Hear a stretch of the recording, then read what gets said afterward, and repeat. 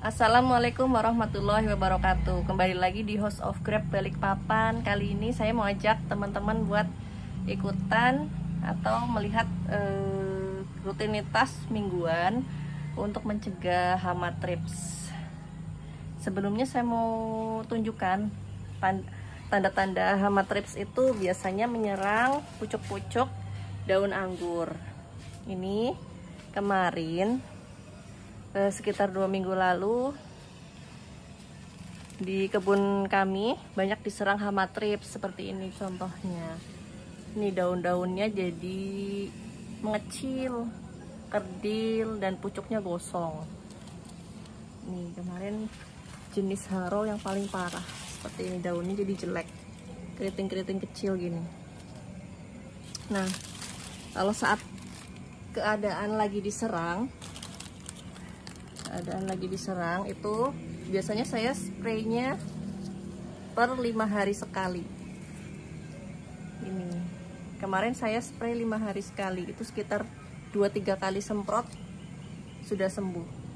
Tanda-tandanya sudah sembuh dari serangan itu dia keluar pucuknya, sudah daunnya normal. Jadi saya tunjukkan ini ya. Sebelum diberikan insektisida, dia daunnya seperti ini, hancur, kecil-kecil, rusak, keriput, kadang menyusut, dan pucuknya gosong. Nah, terus setelah disemprot, hamanya sudah hilang, dia tumbuh daun baru yang sehat seperti ini. Jadi ini daun lama yang terserang, kalau ini daun barunya. Ini juga sama. Ini daun baru yang sehat sudah tumbuh, karena di kandungan insektisida itu ada zat untuk merangsang tumbuh juga. Jadi setelah hamanya pergi, pucuknya juga akan aktif kembali. Nah, ini ya, kalian bisa lihat hama-hama thrips itu seperti ini. Ini tadinya terserang thrips, terus sekarang udah tumbuh subur. Banyak kemarin, lumayan. Biasanya hama thrips itu datang ketika kita sudah habis pangkas, tumbuh buah dan pucuknya masih muda. Jadi daun muda, pucuk muda, pasti bakalan diserang thrips. Nah, sekarang saya mau tunjukkan cara untuk membasmi hama thrips. Ini saya pakai insektisida Abasel yang mengandung abamectin. Dosisnya gampang, yaitu 1 mili per 1 liter. Di sini saya pakai air 2 liter, jadi kita pakai 2 mili. Aplikasinya dengan cara disemprot ya, atau di spray. 2 mili bisa pakai pipet, tapi karena saya sudah sering, jadi kurang lebih aja. Nanti kalian misalkan sudah punya kebun anggur bertahun-tahun, pasti lama-lama juga akan hafal dosis tanpa ukuran. Kalau ini dosisnya sebenarnya 1 mili per 1 liter ya. Bisa pakai pipet. Dulu awal-awal saya pakai pipet, tapi lama-lama sudah tahu perkiraannya seberapa banyak, jadi sekarang pakai tetes. Oke, tinggal kita, gampang sih aplikasinya, tinggal gini aja. Ini efektif banget ya untuk menghilangkan hama thrips. Kita kocok.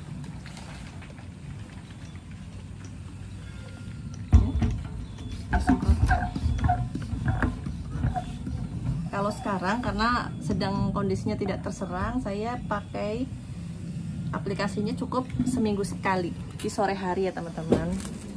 Di spray ke semua pohon. Ini untuk menjaga supaya daun-daun tetap sehat, jadi nggak sampai terjadi seperti kemarin. Jadi lebih baik pencegahan daripada mengobati lagi. Ini juga seperti ada tanda-tanda. Ini tanda-tanda kena thrips. Nah, pucuknya seperti ini. Nah, daunnya kecil, tapi ini yang atas sudah sehat lagi. Kita spray secara merata ya teman-teman. Biasanya sih saya spraynya dari bawah seperti ini kan. Terus nanti kita naik ke atas, juga spray di bagian atasnya. Sebentar saya putar kamera dulu. Nah, dari atas juga kita spray. Oke, cukup di spray aja seperti ini teman-teman. Itu pucuk-pucuk barunya, alhamdulillah tumbuhnya sehat. Terus untuk daun-daun kecil yang terserang, daun-daun yang sudah terlanjur terserang hama thrips, kadang saya buang-buangin aja karena dia nggak maksimal juga untuk melakukan fotosintesis. Jadi kita buang biar kebun kita enak dilihatnya gitu, steril, bersih, daunnya sehat. Jadi ini daun-daun yang seperti ini biasanya saya buangin, yang habis terkena thrips. Ini saya buangin. Tuh. Jadi kita ngelihatnya seperti daunnya sehat-sehat. Jadi yang daun-daun jelek dibuang aja. Terus daun-daun tua yang seperti ini juga saya buangin. Ini yang sudah menguning seperti ini, supaya kebunnya bersih, rapi, dan bebas jamur. Karena daun yang tua ini juga menyebabkan tumbuhnya jamur. Oke, kita lanjutkan spray. Terus catatan kalau kita sedang semprot insek, wajib menggunakan masker ya teman-teman. Wajib pakai masker dan buah-buahnya ditutup dulu. Ini saya pakai penutup buah, fruit cover yang seperti ini. Seperti ini, yang ada plastik sama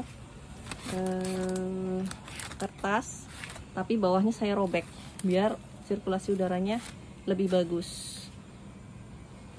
Oke, cukup sekian videonya, cuman video singkat aja karena aplikasinya memang cuma di spray seperti ini secara merata, seminggu sekali. Dosisnya 1 ml ditambah air 1 liter setiap minggu. Itu untuk dosis pencegahan. Tapi kalau sudah terserang, kita bisa 5 hari sekali. Biasanya 3 kali semprot itu sudah hilang hamanya. Oke, kalau daunnya sehat seperti ini, kita juga enak lihatnya, proses fotosintesisnya juga sempurna. Saya mau kasih sedikit catatan saat aplikasi spray insektisida, kita juga harus memperhitungkan arah angin. Kadang kita saat semprot anginnya menuju ke arah kita, biasanya semprotannya itu mengarah ke wajah, itu cukup berbahaya ya. Jangan sampai terhirup atau masuk ke dalam mata cairannya. Jadi kita harus mempertimbangkan arah angin juga. Semprot yang aman, pakai masker, dan kalau misalkan seperti saya yang mengurangi penyemprotan kimia, bisa semprotnya itu secara kondisional aja, nggak harus rutin mingguan. Apalagi didukung sama greenhouse, kita nggak terlalu sering tercemar thrips. Biasanya saya semprotnya saat terkena aja, dan beberapa kali, maksudnya misalkan saat terkena kita kan spraynya sekitar 3 kali dalam jangka 5 hari. Nah, setelah sembuh biasanya penjagaannya cukup 1-2 kali, habis itu tanpa semprot lagi. Seperti itu, karena thrips juga nggak menyukai daun yang tua. Jadi sekitar setelah pangkas, jadi setelah kita pangkas daun muda tumbuh, dia pasti menyerang. Nah, setelah daun menua itu thrips jarang sekali muncul, bahkan nggak ada. Nah, biasanya selanjutnya itu justru spider mite. Nah, kita harus waspada yang berikutnya itu spider mite. Dia seperti mengotori daun gitu di atas daunnya. Sebentar saya kasih contohnya ya. Di sini ada yang kemarin terkena spider mite, ini seperti ini daunnya. Tapi ini sudah terkendali hamanya. Cukup semprot 1 kali sampai 2 kali aja. Seperti ini. Itu tips dari saya sih supaya mengurangi penggunaan spray insektisida kimia. Nah, itu kuncinya. Jadi pertama pangkas, setelah muncul daun muda, itu pasti hamanya adalah thrips. Kita wajib semprot thrips. Nih seperti ini. Ini kan kemarin setelah foundation pruning, varian Everest saya ini setelah pruning ternyata di sini, nah seperti ini teman-teman, ini serangan hama thrips. Ini wajib kita semprot, jadi sekitar ya kita hitung mungkin 10 daun tumbuh setelah foundation pruning itu kita semprot aja.